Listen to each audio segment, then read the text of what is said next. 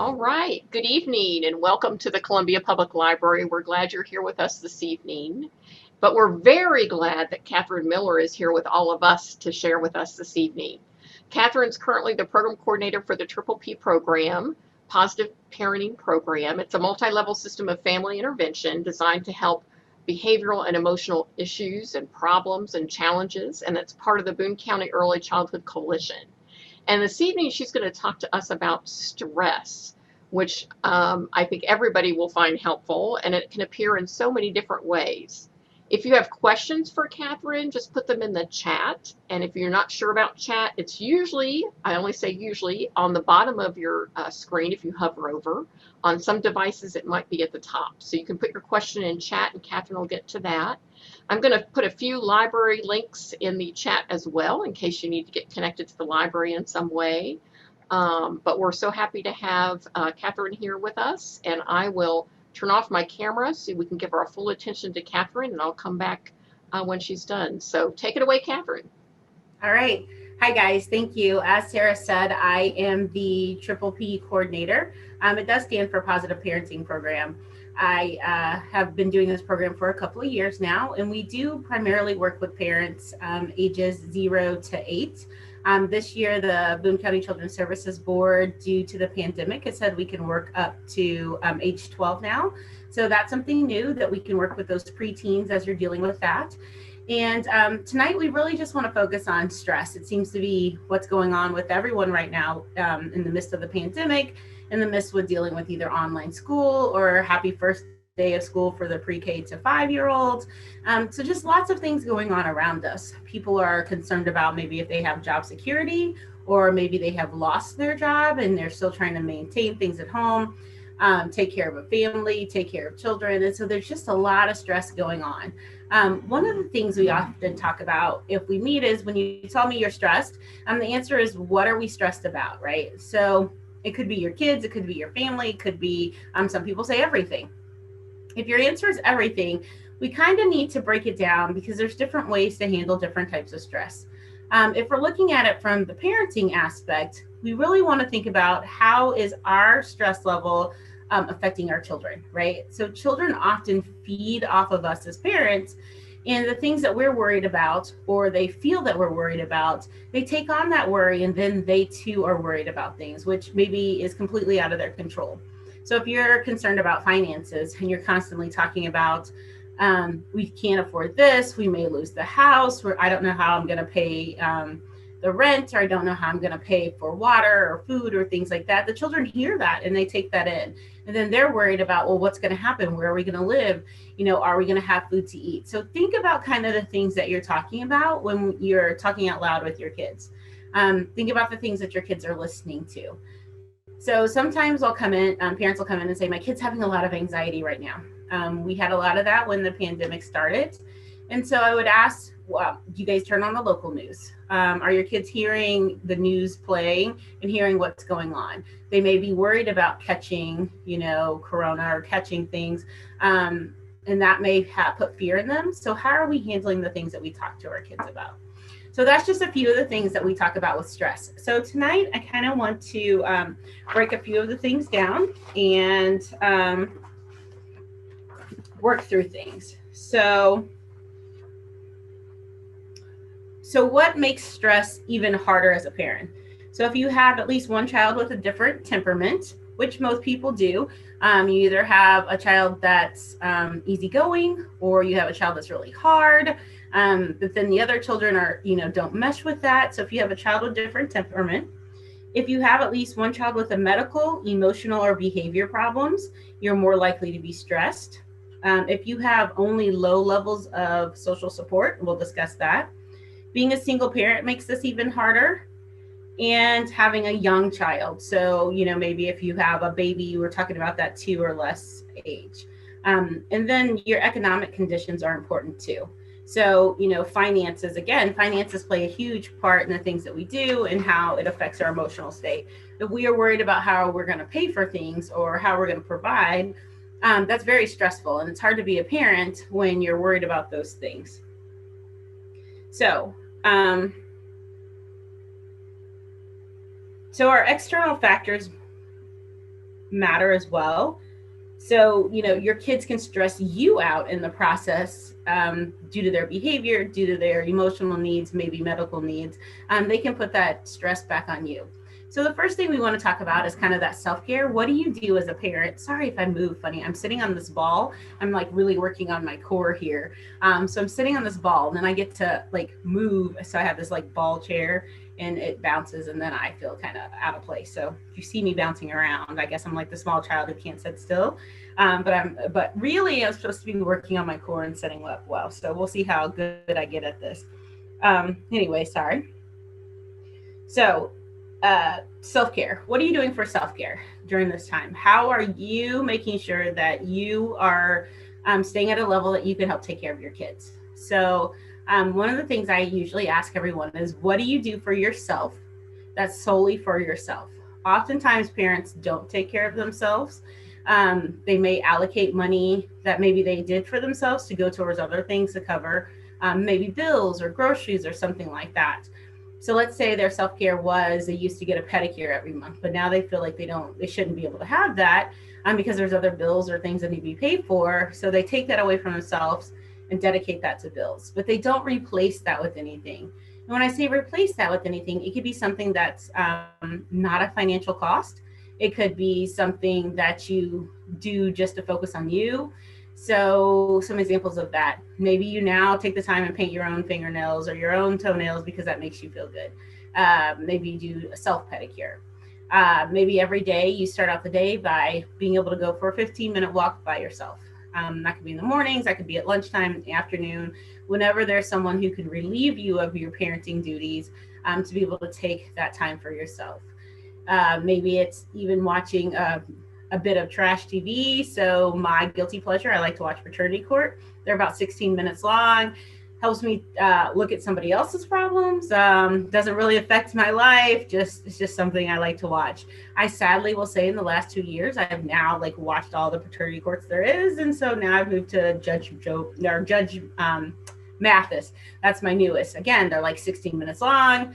I often let them play in the background while I'm doing dishes or something, but it just helps me to refocus my energy towards something else. So if you can find something um, just to refocus your energy on, so you're just not thinking about the stressful things, but maybe thinking about something else. So refocusing your concentration.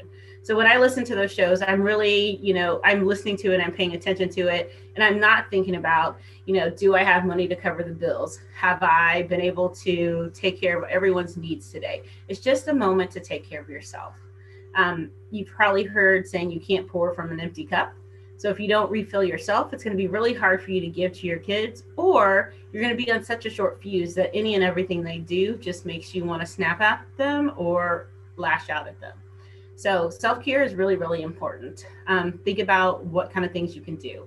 So I suggest you make a list of like 10 things of self-care that you can do. And so when you're questioning, am I feeling good? How's my day going?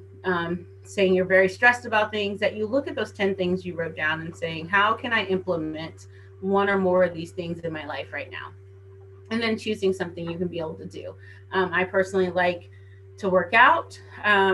I will tend to skip it if other things like work or the family comes into play.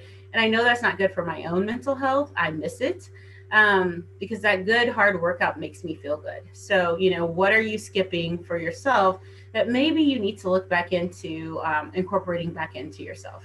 So the number one thing that we really have to do when we're talking about stress is make sure that we're taking care of ourselves.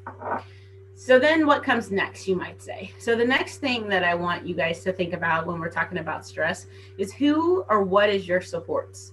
So who can you vent to? Who can you talk to? Who can you ask questions of? Do you have a counselor? Is that something you need in your life? What supports do you have? And something people don't think about is also like, what is your insurance coverage like? And I say that last thing because oftentimes employee assistants will give you so many visits that you can use for free to get a counselor and talk through some of the issues that you may have going on, or just to have someone else to vent to. Currently, I'll give a shout out to FACE. The FACE has 6 free counseling visits that's paid for by the Boone County Children's Services Board that you can reach out to get those visits for your family. So, knowing your coverage and knowing if you have a resource that you can look for some type of counseling and some type of support. The other thing is, what resources do you have around you? So knowing the resources or the places you can go for resources. So the community action center is a place, the voluntary action center. So places that can support you at a time like this. So if you've lost a job, who can help you with maybe rental assistance, or who can help you with electrical assistance, some of those places. That might be a foundation of support for you during this time, because if there was an outlet to use while you're feeling stressed, oh, there is a program that can help me. We did lose our job. A lot of times people feel guilty, what, I don't deserve to get on a program, or I'm not poor, so I don't want to use the services. But you as a taxpayer has poured into these fundings, so you should use them at a time that you need them to make ends meet for your family. Don't feel guilty about using a program that's going to help to benefit the family while you get back on your feet. Making sure that you have also checked in with your HR, or, knowing your rights in regards to coronavirus, like, can you get paid for the time out you're paid for work if you miss work due to testing positive? And what kind of benefits that your HR has for you. Sometimes people don't want to reach out for that, and you don't want to miss pay that you could possibly get paid for. So, those things will help with your stress or support you during your stressful times. So those are a few things that you can do. I also suggest that you check in with your kiddos. So at a time when things are stressful for the household, you want to kind of generate and know where everyone's stress level is. So taking some of that one-on-one time and talking with your kiddo and asking them, how is your stress level? Or if those are too big of words for them, just asking them, how are you feeling? What kind of thoughts are you having? We've had some kids who've been really anxious about not being able to go to school. And now we have some kids who are really anxious because they're going to go back to school. So kind of talking through that with your kid and seeing where they're at and what kind of emotional support your kid needs. Because if you're really worried about your kid, you're also putting that stress back on yourself, because you're worried about yourself, you're worried about your household, you're directly worried about a child and the stress that they're having, which just snowballs everything in the house, where everyone is stressed and everyone gets on each other's nerves. So reaching out and asking your kid, where are you at? How are you feeling? So one of the things that Triple P suggests, I'm going to read it to you so I don't miss any pieces of it. All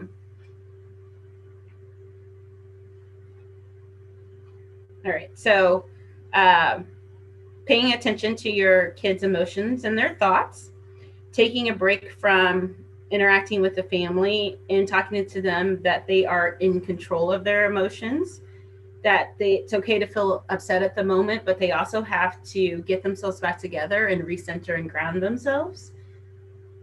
Offer suggestions such as, you can go sit in your room for 10 minutes and take a break, recollect yourself and come back to the family or come back to your schoolwork. Giving them chances to separate themselves when they seem very upset or there's something very stressful going on. Making sure that they have supports during this time. So not only you as family, but are they being able to reach out to their friends? So they may not be able to physically see them right now if you're social distancing and keeping your bubbles, pretty limited. But, can they reach out and talk to them on Zoom? Can you set up a group chat where just a few limited friends can talk to each other? Little kids are notorious for wanting to play games together. So there's some, breakout rooms of games that they can play that's safe and okay. Is not just video games where they're just on the internet free for all, but you have set up that. Just making sure that they're getting some kind of social supports, especially if they don't have siblings that they get along with or that they want to spend time with, but helping them to get that social support to bring that level of stress down. Also talking to them about school, what are the expectations of school and how to set that up. So that's pretty huge right now, especially if we have online learning. So we've had online learners, we have people who've chosen to homeschool that may be new to homeschooling, and now we have the in-seat kids. And so all these different changes has set apart a lot of people having a lot of anxiety about it. What do we do? How are things going to go? And so having a routine set up that is put up somewhere so that the kids know what's to expect. So what time do we start our day? So if you're on an online program, that might be dictated to you, but if you're homeschooling, you guys may have exceptions to that rule, but having a general start time is very helpful so that everybody knows what time to be ready, what time they need to get up, what time they have to be prepared. Especially if you are virtual moving to in-seat, there's going to be a direct schedule change at some point, and kids who haven't been getting up and haven't been having to do something Monday through Friday are really going to struggle. So making sure that you are working towards that goal. The littles are back, but one of the things previously we had suggested was mask wearing during the day. So they're going to have that mask on for 8 hours. And before, that seemed like something that's impossible, and so working them into it and getting them used to it is something that we needed to do. And you still may have to do that with your middle school and high schoolers just because they're not used to wearing it all day. So just getting comfortable or finding a mask that is the most comfortable list. I will definitely say I have a few different ones that I prefer for longer wearing during sessions than for my shorter into the gas station and back type of things. So, check with your children this week who've gone to school. How is your mask? How did it feel all day? How did it fit? Is it rubbing behind their ears? But really check with them to see how their mask is going. If you're going to make trips outside the house, they are going to have to wear a mask. So helping them to understand the fit of it and them wearing it will be helpful. So then we'll move on to helping them manage their uncomfortable emotions. So what are ways that you can work through stressful times? Now, this can be for adults as well, but for kids, being able to sing or dance or have silly fun time with the family that they know is acceptable time. It's okay to be loud. It's okay to be goofy. Like you've given them permission to be able to do that. So making sure that they understand when that time is and when that time isn't. So if it's not during the school day, what time is breakout time? So there may be something on your schedule that says we have dinner and then we have family fun time. And then you can introduce like what family fun time is. So examples would be singing, dancing. Maybe you guys are going to garden if it was summer. Now that you're moving into this fall to winter time, maybe you grow something that can be grown indoors, some kind of little social project or science project that they can work on and still have something to take care of and that they have to pour into. Making sure that you're keeping yourself healthy and safe. When we talk about health, we also talk about hygiene. Some kids have struggled to want to take a shower. They're at home. Why should they bother? They live in their pajamas all day.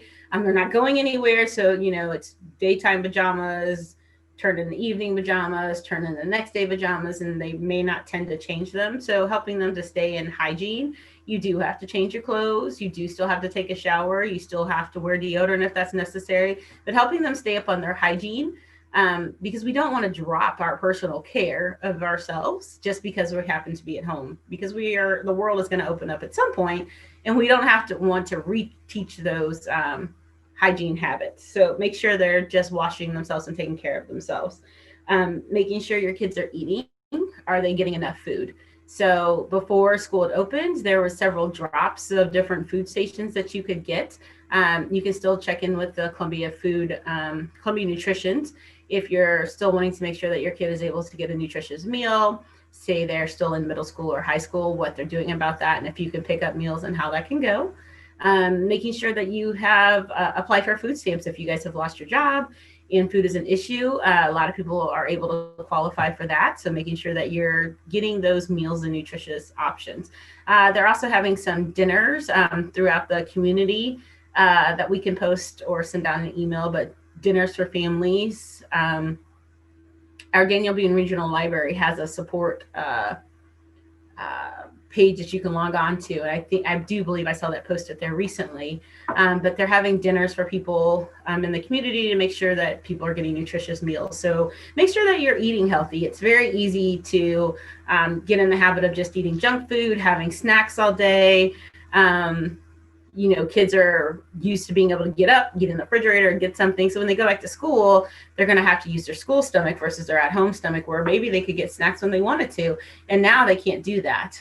So just trying to keep your kids on a routine, and helping them to be able to transition back, but also stay healthy. If we're sitting at home eating snacks all the time, those snacks can put on the pounds. I'm definitely a victim to that. I love snacks, and I was at home and it was stressful, and snacks were my best friend. And, now they're kind of my arch enemy because snacks don't want to leave me. And once they became my friend, they just want to stay my best friend. And I'm trying to, break up with snacks. So sometimes it's hard, but to get into those healthy eating habits and stay in those healthy eating habits will help. Because if you're overweight and you're not feeling good about yourself, that's going to help. That's going to affect your mental health as well. And that's a whole nother issue to have to deal with. Are your kids getting enough sleep? So some kids feel like they don't have to get up for something, or they don't have to be on, especially the middle schoolers or the high schools. They don't have to be on Zooms all the time, or there's not so much time. Some teachers are only get on for about 10 minutes or so, explain lessons, and then they're gone. So kids aren't going to bed. Kids aren't popping on the Zooms as they're supposed to because they're not really getting graded. They're getting graded on their assignments. So making sure kids are actually going to bed, staying on a routine so that's not as hard when we go back to school. Or if you're homeschooling, that they have some consistency, that we go to bed still, we get up, we do our work, that you have a routine and there's some expectations of them. Parents, we're seeing a lot of parents who have turned to a coping mechanism of alcohol and drinking. We just encourage you to watch how much that's occurring. We don't want people to get into a trend that they are taking in too much alcohol, as that's not good for their health, but also it can affect their mental health. So watch what your coping mechanisms are. And if you feel like you're having issues with alcoholism, of course, reach out to a support system for that. We also want people to look at avoiding behaviors that may increase their stress level. So, we really talk about this time, if you're in a relationship, what's your relationship with your partner? So, how are you and your partner communicating? How are you and your partner working on a schedule? So if there's a schedule and one parent does it one day, the partner does it the next, or however that mix may look, that we're following a schedule and that we're consistent, that we're able to communicate with our partner, our emotions, our stresses, and things that's going on. So there's clear communication.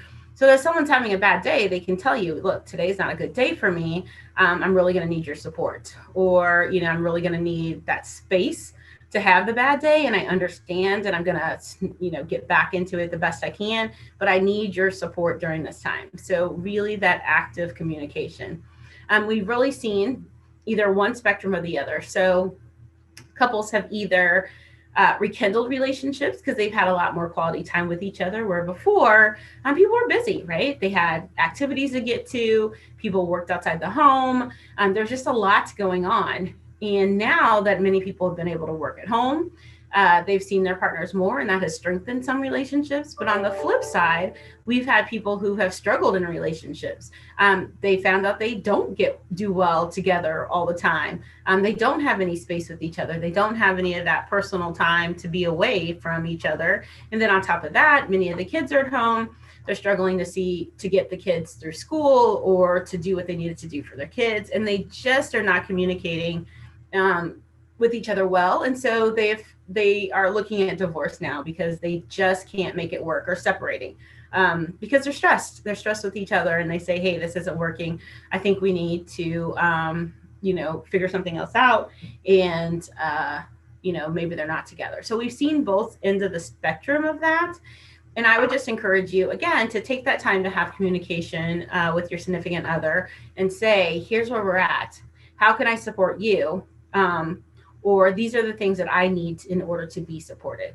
That will help take the stress away from either person, because sometimes it's hard to say what you need.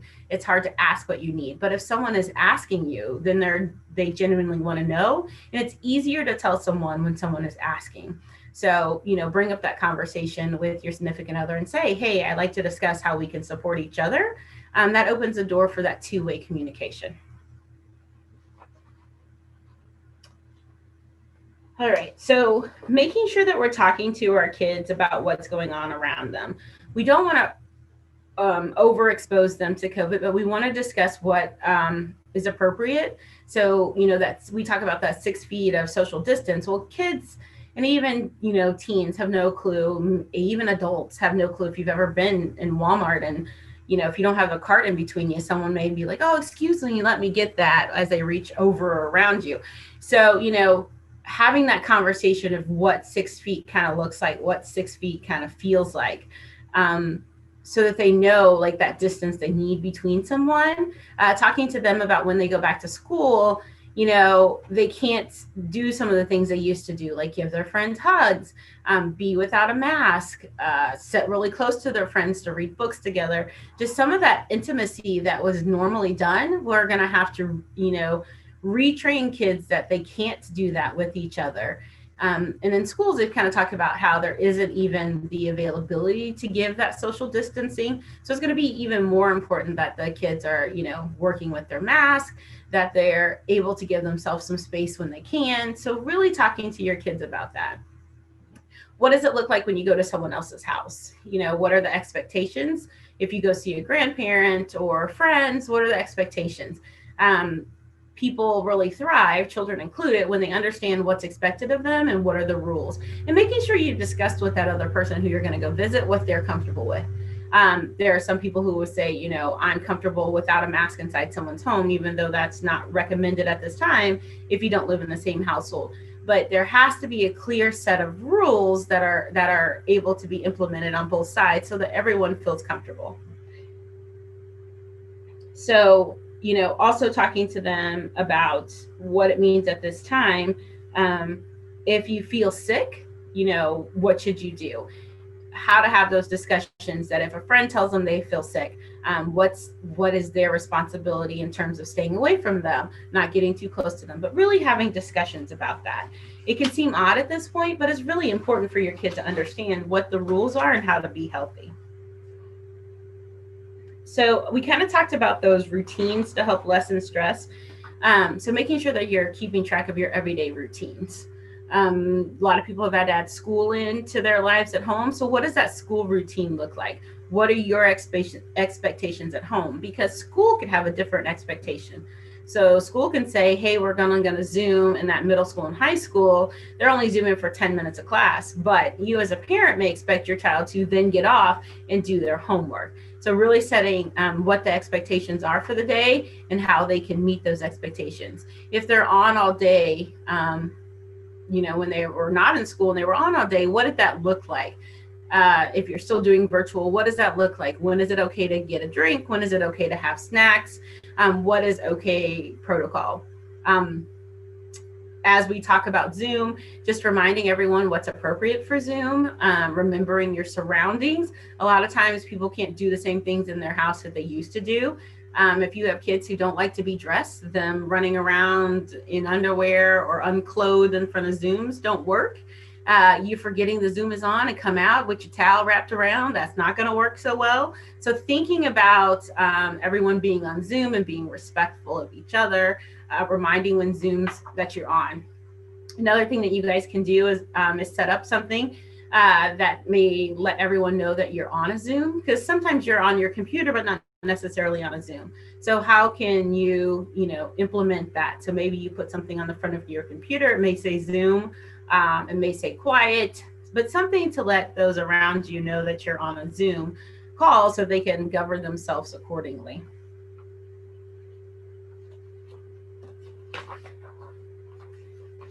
And if you're ever thinking about, I need a schedule, you can reach out to me and I can work through setting up some everyday schedules for you guys and what that might look like, and how you can kind of structure your day if that's an issue. So let's talk about that family time. So what does family time look like? So right now we're at a stage where sometimes we really get caught up in, we see each other every day. We're around each other, 24/7. We don't need quality family time. That's not always the case because we are around each other, but we're not engaged with each other. We have seen that if kids can have just 10 minutes of your undivided attention, that really helps the behavior and that they're not trying to fight for your attention.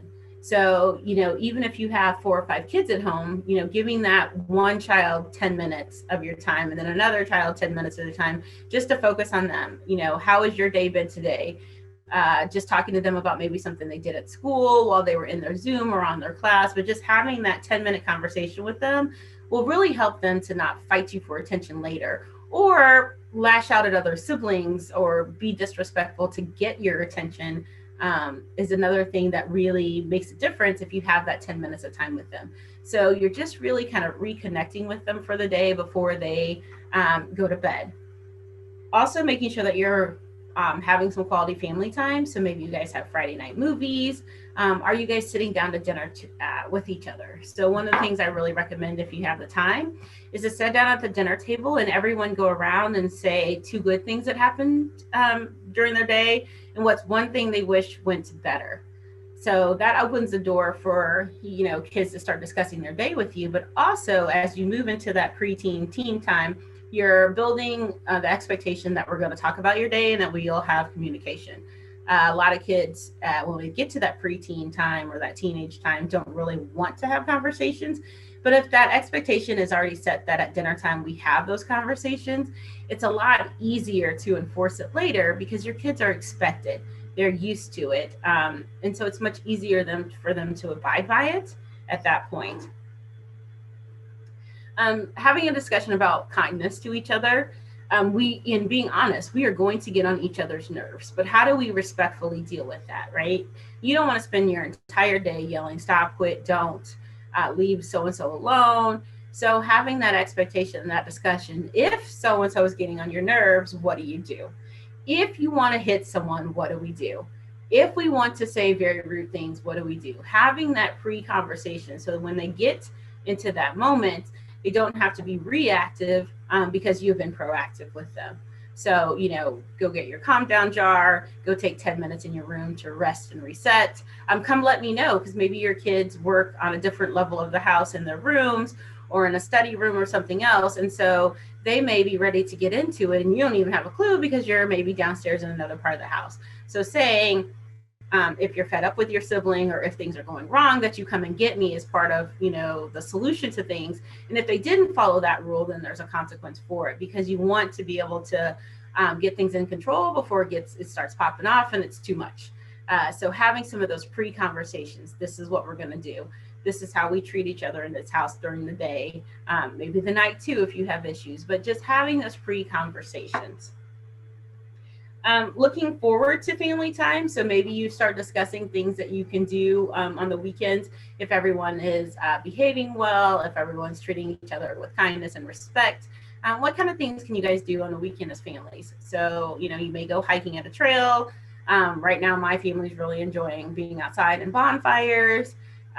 So being able to make s'mores, just spending some quality time with each other. What kind of things can you guys do as a family to just bond and spend time with each other where there's not a lot of expectations and behaviors can be easily met?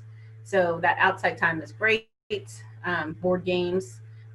Sometimes those can get a little wild in the house though, but whatever you guys can do for that family time, just to spend time with each other without a lot of expectations. So also, have you had discussions about good hand washing hygiene, not just with yourself, but with the kids? And if they're going to someone else's house, what's the expectation? So proper hand hygiene would be, when we come in from outside, we immediately go wash our hands, right? We're not bringing the germs from outside into the house to just go anywhere. So you come in and wash your hands. Another thing you may add is before you get into the refrigerator or before you get into the cupboards to get a cup or something, you wash your hands. Thinking about those outside germs, where are we putting them? And making sure that, we are keeping everyone in the household safe. Hopefully you already have the hand hygiene of if you use the restroom, you wash your hands, making sure that's an expectation in the household. Also, at this point, if kids are forgetful of some of those rules, are you, wiping down doorknobs, spraying with Lysol, just really trying to help cut down on germs. We're about to move into the cold and flu season, so we'll have that on top of COVID. So the better hand washing that we're doing and keeping ourselves cleanly, the better things will be and the less likely that we'll be spreading germs all around. So working with your kids on that proper hand hygiene When you go to someone else's house, those things still apply, making sure that your kids wash their hands when they come into someone else's house. If they're going to eat or drink anything, reminding them to wash their hands. A lot of times kids, run, get a drink out and want to run back out to play and do what they're doing. But in this part of life right now, we need extra hand washing protocols. So when are you washing your hands? When are you, applying a hand sanitizer if necessary, if you don't have the ability to wash your hands? It's always first choice to be able to wash your hands, but if that's not, you don't have that ability to do so, are you applying are you applying a hand sanitizer when needed? So just really working on that. What kind of activities do you allow when you go over to someone else's house in terms of safety? Being able to play together is one thing, but being able to play like across from each other or being able to have that space with each other. So again, just having those kind of discussions ahead of time will help for kids to be able to have an understanding of the expectations and not having those meltdowns when you go somewhere or when your words are go wash your hands. Oh, I don't want to, I'm busy. You don't have to have that fight and argument because it becomes the norm. We wash our hands when we blank. So that can be part of the protocol and the that conversations that you're having. If that's a part of your regular life, maybe your kids aren't even concerned because you've always been like that. So this is just maybe another extra layer of protection for your family. Being able to stand up for yourself and your family and say, hey, this is what the rules are for our household. If you can't abide, you can't come over. So if you're saying, hey, we're going to play in our yard, if you can come over, but you have kids that don't want to, maintain distance or don't want to play inside, they're trying to run in the house, you don't feel okay to say, I'm sorry, this isn't going to work out, you'll have to go home. So keeping your kids safe and not worrying about the stress of what someone might think of you as you try to keep your household safe.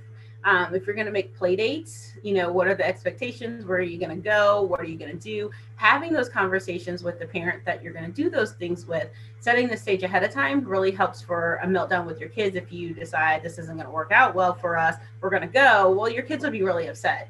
But if you'd had that discussion ahead of time, these are our expectations, you're less likely to have those types of situations where you're like, this isn't going to work out for us, we have to leave. So just really, again, being proactive versus reactive really helps in these parenting situations, and it'll help your level of stress as well. What kind of things with younger children, what kind of activities might you have? So keeping younger kids busy during this time will help them to be less mischievous, help them to not get in trouble as much if they have some planned activities or activities that they know are okay.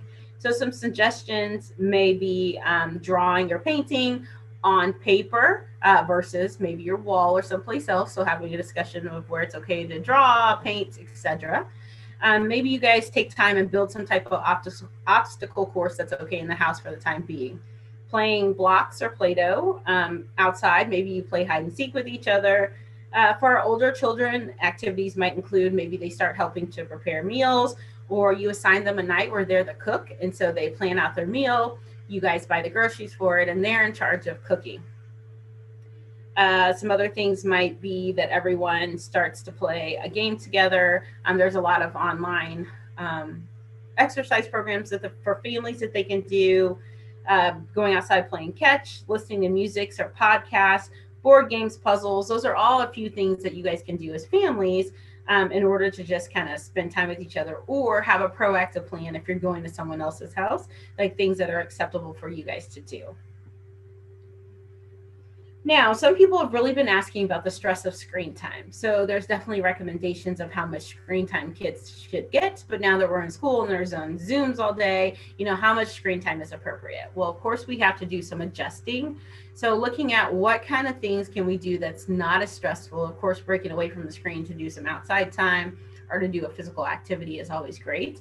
But setting the expectation of, I will allow you one show a night or 2 shows a night, depending on how long they are. Having that conversation of how much additional screen time you're going to have or allow will help for those fallout times of, but I really want to watch this, or I really want to do this. Having that pre-discussion. With Triple P, we really talk about being proactive versus reactive, because that sets the stage for that behavior after the fact.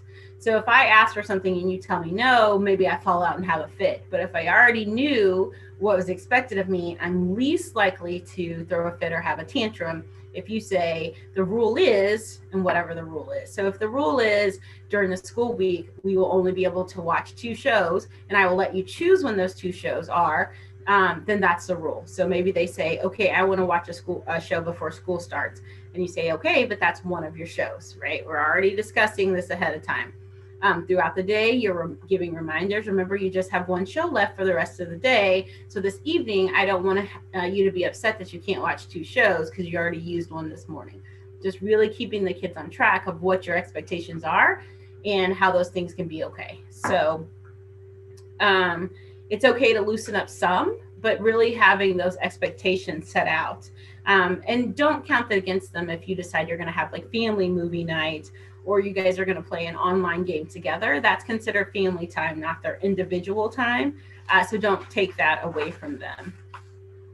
One of the big things that we want to focus on during this time is promoting behaviors you like to see.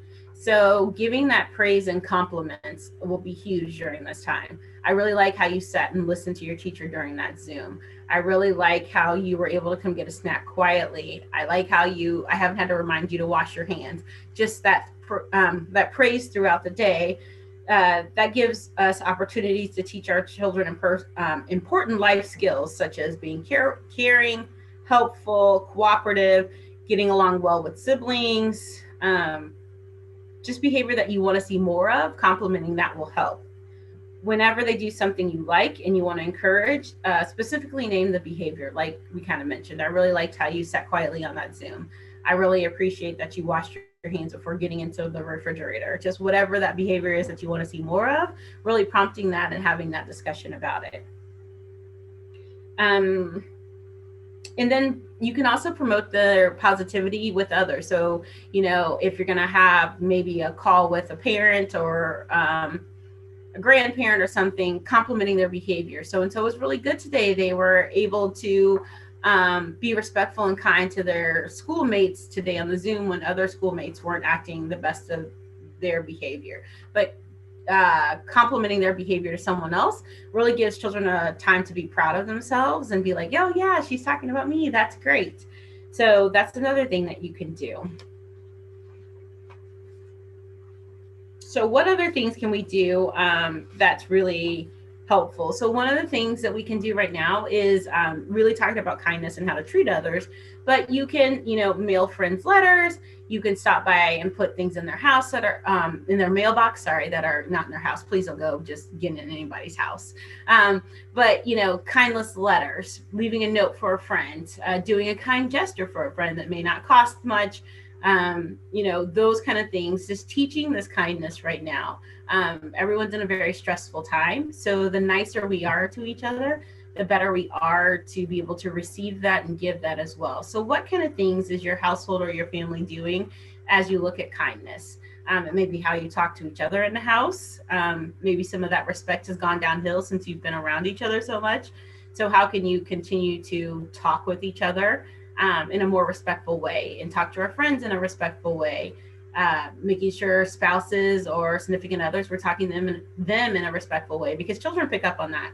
And the things that they hear you say, they'll repeat to each other, or they'll repeat to someone else. And as soon as you say something highly inappropriate, they heard every sentence of that and is sure to say it to someone else, most definitely, and probably even on a Zoom.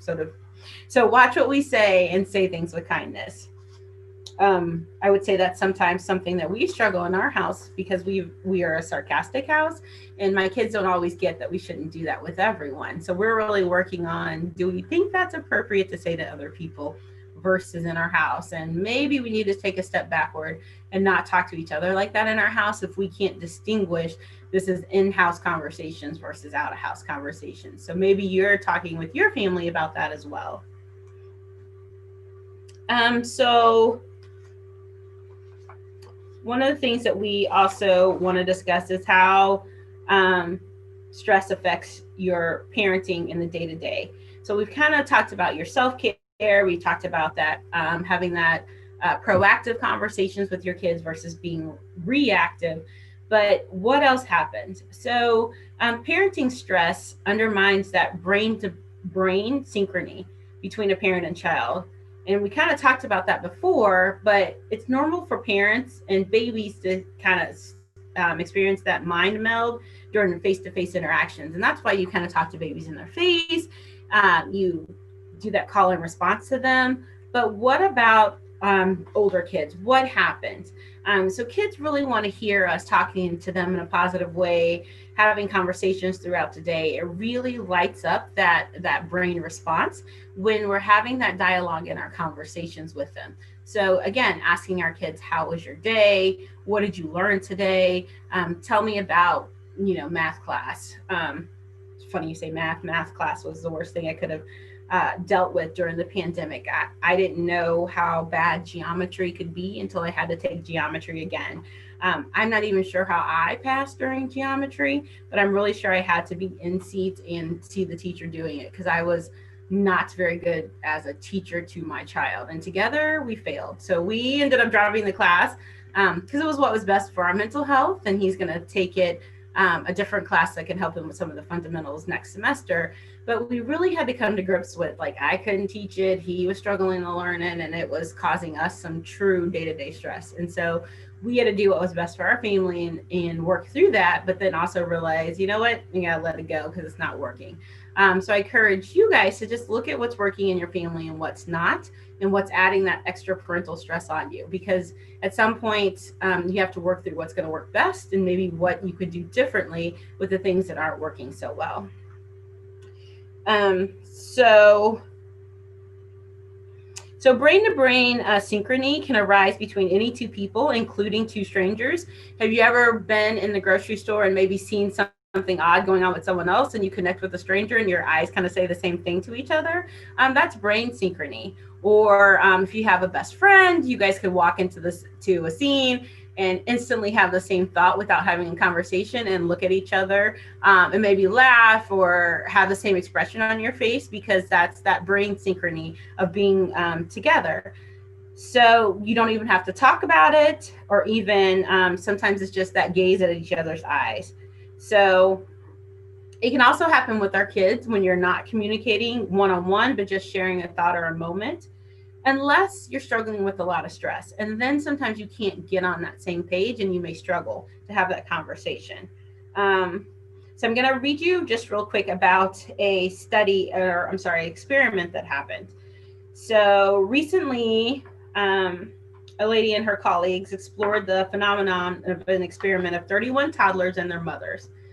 So the kids sat on their mother's laps while they both watched video clips in real time. This allowed the researchers to be able to track the brain responses in real time. The mother-child duo saw several different animated clips, each depicting different characters and different emotions. And as they did, they experienced brain-to-brain synchrony in a region linked with emotional regulation and social reasoning.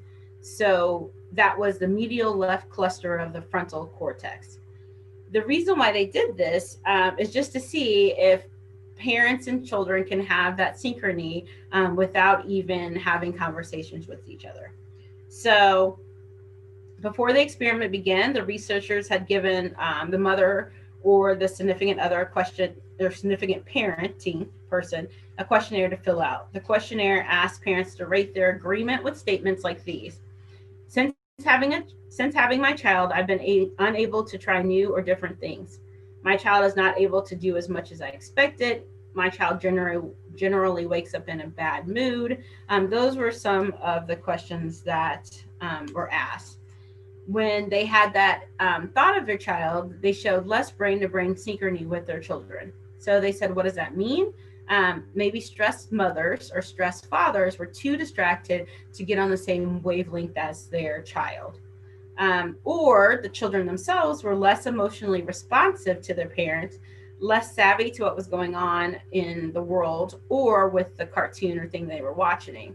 For reasons unknown, was it stress or was it unawareness? And so they really thought that parents reporting high levels of parenting stress were less likely to be attuned to their child's inner reactions. And so they saw that, and they were able to prove that through the brain waves of the mapping that they were doing with this child. So I tell you all that to say that you can have that connection with your child, even in a way when you're not fully just reacting with them. Has your child ever walked in a room and not really said anything, but you just felt something that's wrong or things that are not okay? We call that, mother's intuition or a parent's intuition. Those kind of things reign true. So if you can be in connection with your kid or your self, then that way you clear the path to have those intuition moments. Whereas if you're clouded with stress or your child is stressed and full of anxiety, or both of you, it's really hard to make that connection. And that's going to be really important during these times when we have a lot of parental stress going on, we have a lot of kid stress going on. Being able to connect with your child is going to be very important to be able to know what they're going through and how you can help them. All right. The last thing we kind of want to talk about is, I don't want to overload us.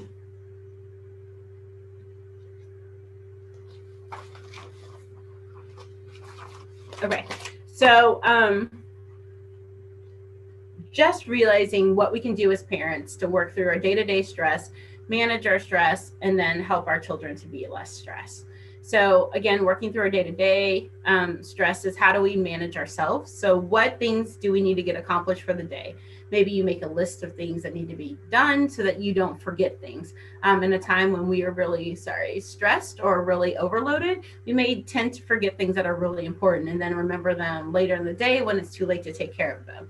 So making a list for the day of things that need to be accomplished or things that are tasks that need to be done is important.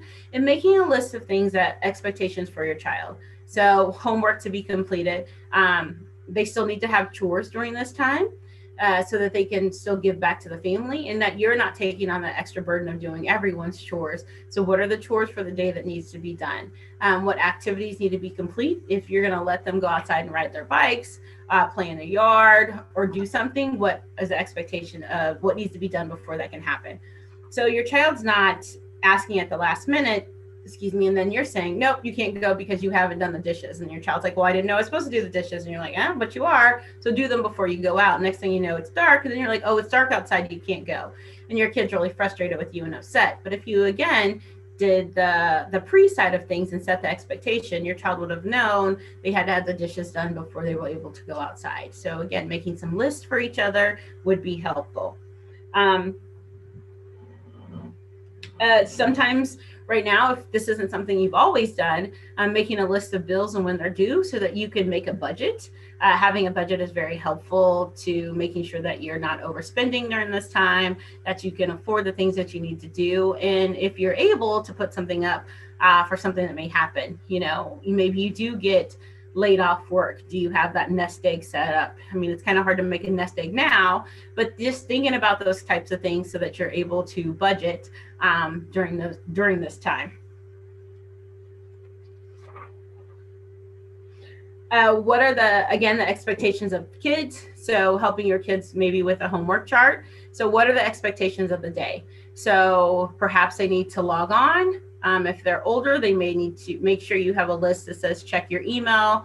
A lot of teachers communicate through email of their school email. So making sure that your kid is checking their email every day. That might be something new to them that they're not used to doing. So a reminder would be having a chart set up of what time they need to get on their Zooms and what classes they need to be on is helpful for them. What time is lunch? Making sure that there's a lunch break in there. So not only do they take it, but they know what time they're supposed to go eat.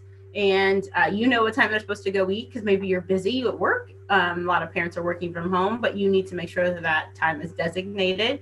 And then what's the rest of their day look like? So really setting a schedule for everyone in the house is helpful so that there's expectations. I also want to say that if you are having meetings and you don't want your children to interrupt you, like what's the rules for that? So I am, talking to your children and saying, I am also at work. So I can't always help you or answer your questions or be there to support you. So having something on your door or again, your computer that says I'm available or I'm not available will help your kids understand when they can knock on the door, when they can talk to you. I really say during this time that many people are giving grace, right? We've seen little kids come in and try to talk to parents on Zoom. It's inevitable. Somebody's cat will walk across the screen, someone's dog will bark. You know, things that we give grace for now, we might not have, last year or something like that. But, having that expectation that everyone has something that may happen and giving grace to that, but helping set your family and your kids up for the expectations of the house, when it's okay to talk, when it's okay to interrupt, will help you to be less stressed during your workday that your kid's going to come in and disrupt life. So have some expectations set up. And then another thing that's very stressful that may have been stressful for parents is like the age old question, what's for dinner, what's for lunch, what's for breakfast. So setting up kind of a meal plan for the week is helpful, that you have the food available for them. They know what to make for themselves. They know what dinner is going to be. So thinking about is adding a meal plan to your house, a thing that's necessary or good for your family to do. I constantly say what we're going to have for dinner. And then when uh, the pandemic hit, I was home and I was like, I'll look and make something. Well, that was stressful for my kids because they were so used to knowing what our meals were and where things were, in terms of like what they could fix, that they begin to be like constantly, what's for dinner? What are we having? What's for tomorrow? Because I had stopped what our routine was, and that was very stressful for them. So, setting a routine and having things structured for your kids will help bring down your stress as well as your kids' stress. So that's kind of where we are right now with working through stress and some of the things. What kind of questions do you guys have? If you want to put them in the chat, I'm happy to answer them. But what kind of questions might you guys have,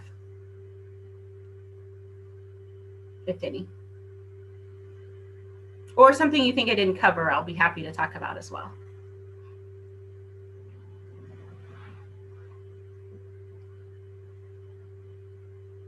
Well, we might get out early if we don't have any questions. This is usually our question and answer session at the end, where we kind of talk through anything that you guys think I miss or I could be more helpful with. What would good stress look like these days? So good stress would look like, well, so being a parent is stressful in itself, and we know that, but good stress might look like spending time with kids by carving out pieces of time. We may be good stresses knowing that you have a job that you can go to. And so how can you make sure that you're doing the things that you need to keep that job? What are you able to work through and set up to have a day planned out that you can map your day and make sure that you're getting the things that you need to get done at work as well as at home, because the home duties didn't just stop. So helping everyone to contribute to the household will bring down less stress for the house. Again, those chores, making sure that everyone has a place in the household of what their job is as a family member. So that may be, washing dishes, cleaning the bathroom, but whatever chores that you want to address and have. Again, and then making sure that you're taking care of yourself. So yes, you're stressed, but how are you taking care of yourself during that stressful time, and having a plan to make sure that you're well taken care of? That was a good question. Any other questions? Well, I do want to mention that link that I had posted at the top.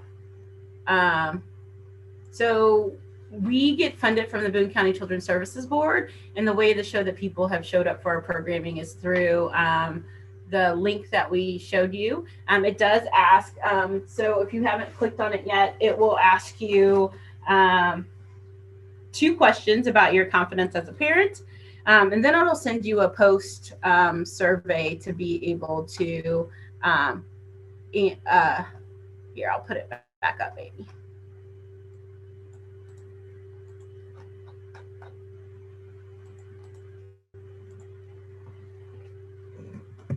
Hopefully it'll pop back up there.